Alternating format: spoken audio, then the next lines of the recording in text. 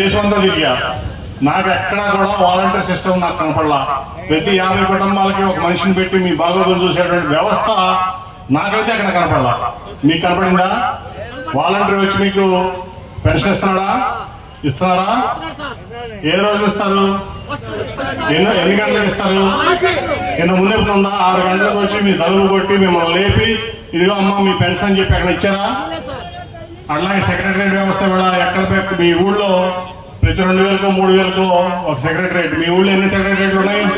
3 సెక్రటరియట్లు పెట్టి ఏ పని ఉన్నా సరే మీరు వెళ్ళి సెక్రటరియట్ లో చేయించుకోండి. మీ వాళ్ళని చెప్తే మీకు ఏ సర్టిఫికేట్ కావాలి, మీకు ఏ పని కావాలి, మీకు అన్ని ఇంటి దగ్గర తీసుకొచ్చి వ్యవస్థ ఎవరు చేశారు?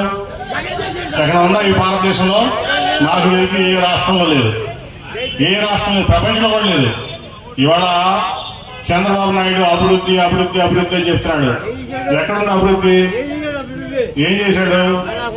ఆ 33,000 ఎకరాల రైతులు తీసుకుని మరి రియల్ ఎస్టేట్ వ్యాపారం చేసుకోవడం కోసం 33,000 ఎకరాలు ఆ రైతులు మోసం చేశాడు. చేసి మైలవరం నియోజకవర్గంలోనే ఉంటాడు, ఎక్కడికి వెళ్ళడం, మీ మధ్యలోనే ఉంటాడు. కాబట్టి అది వైసీపీ అట. కాబట్టి ఇవాళ మీకు వాలంటరీ సిస్టమ్ ఎక్కడ ఉందా ఈ ప్రపంచంలో? నాకు తెలిసలేదు. మీకు నేను 200 దేశాలు తిరిగా, ఈ దేశం అంతా తిరిగా, నాకు ఎక్కడా కూడా వాలంటీర్ సిస్టమ్ నాకు కనపడలా. ప్రతి 50 కుటుంబాలకి ఒక మనిషిని పెట్టి మీ బాగోగులు చూసేటువంటి వ్యవస్థ నాకైతే అక్కడ కనపడలా. మీకు కనపడిందా? వాలంటీర్ వచ్చి మీకు పెన్షన్ ఇస్తున్నారా? ఏ రోజు ఇస్తారు?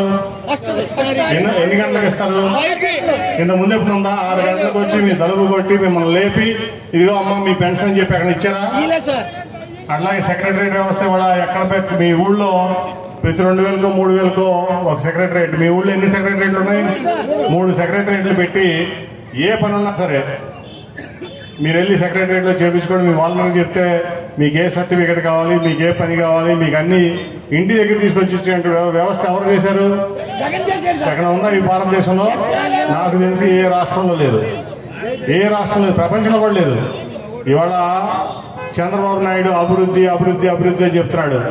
ఎక్కడుంది అభివృద్ధి? ఏం చేశాడు? ఆ 33,000 ఎకరాల రైతులు తీసుకుని మరి రియల్ ఎస్టేట్ వ్యాపారం చేసుకోవడం కోసం 33,000 ఎకరాలు ఆ రైతులు మోసం చేశాడు. చేసి ఒక టెంపరీ సెక్రటరియట్ కట్టాడు. ఇవాళ మన జగన్మోహన్ రెడ్డి గారు 15,000 సెక్రటరియట్లు మనకి కట్టించిన, ప్రతి ఊర్లో సెక్రటరియట్ కట్టి 2,000 మంది సెక్రటరియట్ కట్టించినటువంటి పరిస్థితి వాళ్ళ జగన్మోహన్ రెడ్డి గారు. ప్రతి ఊళ్ళో ఆర్బీకే పెట్టి రైతులకి సేవ చేస్తున్నటువంటి పరిస్థితి వాళ్ళ జగన్మోహన్ రెడ్డి గారు. నేను మరి ఈ 60 రోజుల్లోనే దాదాపు ఒక 120-130 సెక్రటరియట్ బిల్డింగ్, సొంత బిల్డింగ్లు ఓపెన్ చేశాను. నేను ఆర్బీకే బిల్డింగ్లు ఓపెన్ చేశా, హెల్త్ క్లినిక్లు ఓపెన్ చేశా. మరి ఇక్కడ ఉన్న ఎమ్మెల్యే పార్టీ మారంగానే ఇక్కడ అభివృద్ధి లేదంటున్నాడు. నేను నిన్న రాత్రి మొన్న రాత్రి ఒక్క రెడ్డిగూడెం మండలంలో 15 ఓపెనింగ్లు చేశా. 15 రెడ్డిగూడెం మండలంలో ఉండేది 3 విలేజ్లోనో 4 విలేజ్లోనో. మరి అంత అభివృద్ధి చేసినప్పుడు ఈ అభివృద్ధి లేదని ఎట్లా అంటున్నారు? నాకైతే అర్థం కావట్లేదు. కావాలని నేను చంద్రబాబు నాయుడు గారు స్టేట్మెంట్ చూసాను అంతకుముందు ఎక్కడో, ఈ రాష్ట్రంలో అభివృద్ధి లేదు, నేను చర్చకు సిద్ధం జగన్మోహన్ రెడ్డితో అన్నాడు. జగన్మోహన్ రెడ్డి దాకా ఎందుకు? నేను చర్చకు సిద్ధం నీదో చంద్రబాబు నాయుడు గారు అని చెప్తాంటే ఎవరు రాష్ట్రం ముందుకి? ఎందుకంటే నువ్వు 3,000 కోట్లు ఖర్చు పెట్టాలా నీ రాజధాని కోసం? 1,00,000 కోట్లు కావాలని మోడీ గారిని అడిగి 3,000 కోట్లు ఖర్చు పెట్టాలా? కానీ ఇవాళ ఆర్బీకేల కోసం, హెల్త్ సెంటర్ల కోసం, అట్లాగే మన సచివాలయాల కోసం 30,000 కోట్ల రూపాయలు పెట్టి అభివృద్ధి, ప్రతి గ్రామానికి అభివృద్ధి తీసుకొచ్చినటువంటి వ్యక్తి మన జగన్మోహన్ రెడ్డి గారు. అర్థమైందా? ఎన్ని వేల కోట్లు? 30,000 కోట్లు. కనీసం 3,000 కోట్లు పెట్టలా చంద్రబాబు నాయుడు. దాంట్లో 1,500 కోట్లు సెంటర్ ఇచ్చింది. 2,000 కోట్లు బాండ్ల రూపంలో బాంబే నుంచి తీసుకొచ్చాడు. ఆ బాండ్లు అమ్మి ₹1 చంద్రబాబు నాయుడు అభివృద్ధి మీద పెట్టలా. చర్చకి నేను సిద్ధం. అట్లాగే మీ అందరి పిల్లల కోసం మీరు ఆయన అంబేద్కర్ గారి తరలో వాళ్ళు మీ పిల్లలందరూ కూడా బాగా చదువుకుని విదేశాలు వెళ్ళి బాగుండాలి అని చెప్పి ప్రతి స్కూల్ని కూడా మరి బాగు చేసి ప్రభుత్వ స్కూల్ అన్ని ఇంగ్లీష్ మీడియం పెట్టిన వ్యక్తి ఎవరు? మన నాయకుడు జగన్మోహన్ రెడ్డి గారు. అవునా కదా? అట్లాగే 14,000 కోట్లతో ఇవాళ మీకు వైద్యం బాగుండాలని మీ ఇంటి పక్కన చిన్నపాటి హాస్పిటల్ పెడతాం కాకుండా విలేజ్ క్లినిక్ పెడతాం కాకుండా మరి ప్రతి చోట హాస్పిటల్ బాగు చేయటం, కొత్త హాస్పిటల్ కడతాం, పెద్ద హాస్పిటల్ కడతాం, దాదాపు 17-18 వైద్య కళాశాలలు పెడతాం, నర్సింగ్ కళాశాలలు పెడతాం. దానికి 18,000 కోట్ల రూపాయలు మీ ఆరోగ్యం మీద ఖర్చు పెట్టినటువంటి వ్యక్తి అవుతున్నారంటే అది మన నాయకుడు జగన్మోహన్ రెడ్డి గారు. అట్లాగే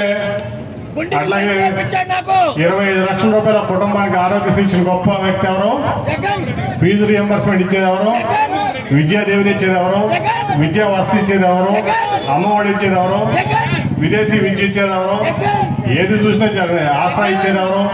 చేయూత ఇచ్చేది ఎవరు? రైతు రుణమాఫీ చేసేది ఎవరు? మరి చంద్రబాబు నాయుడు 650 పేజీలు మీకు హామీలు ఇచ్చాడు 2014 ముందు. ఒక్క హామీ నెరవేర్చాడా? ఒక్క హామీ అమ్మా మీకు డ్వాక్రా రుణాలు మాఫీ చేస్తానని చేశారా మన చంద్రబాబు నాయుడు? మరి జగన్మోహన్ రెడ్డి గారు ఆశ్రయిస్తానని మొత్తం క్లియర్ చేశాడా? అట్లాగే మీకు చేసేవి చేయని అన్ని కూడా చెప్పని అన్ని కూడా చేసినటువంటి వ్యక్తి ఎవరు? ఇవాళ మీ పిల్లలకి మంచి స్కూల్ పెట్టుతుంది ఆయన చెప్పలేదు కదా, ఆ రోజు హామీ ఇవ్వాల.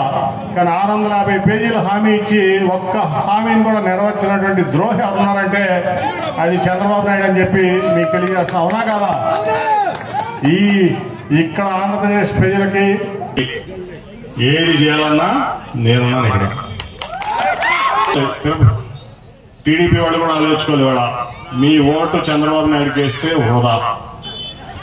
వృధా. అతను గెలవబోట్ల. అతను బీజేపీతో కలిసినా, పవన్ కళ్యాణ్తో కలిసినా, ఎవరితో కలిసినా రేపు 24 ఎలక్షన్ తర్వాత ఖచ్చితంగా తెలుగుదేశం పార్టీ ఆఫీస్ మూసేసుకోవడం ఖాయం. జగన్మోహన్ రెడ్డి గారి దెబ్బకి చంద్రబాబు నాయుడు ఆయన కొడుకు మోటామల్లి సర్దుకుని హైదరాబాద్ రాష్ట్రాన్ని తెలంగాణ వెళ్ళిపోవడం జరిగే పని మనం చేసుకున్నాం. అట్లాగే ఇవాళ ఈరోజు ఇంతమంది సాయంత్రం నుంచి చూస్తున్నా కార్యకర్తలు, నాయకులు ఇక్కడ గుంటిపల్లి గ్రామంలో. ఏదో గుంటిపల్లి అంటే తెలుగుదేశం పార్టీ అడ్డంటూ ఉంటారు. ఏమీ లేదు. ఈసారి ఇక్కడ మన తిరుపతికి మీ గ్రామంలో నా అంచనా ప్రకారం 1500 మెజార్టీ వస్తుంది. ఇంతమంది యువత అంతా కూడా. నేను మొన్న సాంబయ్య గారు, మన బాబు పేరేంటి, మన సాయి ఇద్దరు వచ్చినప్పుడు చెప్పా. అట్లాగే అంతకుముందు నన్ను సుధీర అన్నములు ఇద్దరు సునీల్ సుధీర్ ఇద్దరు కూడా కలిసారు. చాలా కమిట్మెంట్తో ఉన్నారు అందరూ కూడా. ఎవరో కూడా నాయకులు వెళ్ళొచ్చు, నందిగాం నుంచి వచ్చిన నాయకులు బయటకు వెళ్ళొచ్చు. కానీ ఈ మైలవరం కాన్స్టిట్యున్సీలో ప్రతి గ్రామంలో నేను అనలైజ్ చేస్తే మన కార్యకర్తలు, మన యువత ఎక్కువగా చాలా యాక్టివ్గా ఉంది. మన బాణం తీసుకుంటే బ్రహ్మాండంగా ఈ సభ ఆర్గనైజ్ చేస్తాంటే నిజంగా ఎంత ఇది ఉందో, సమర్థత ఉందని నేను అనుకోవాలి. అట్లాగే ఇంత టాలెంట్ కూడా, మంచి పాటలు చూస్తే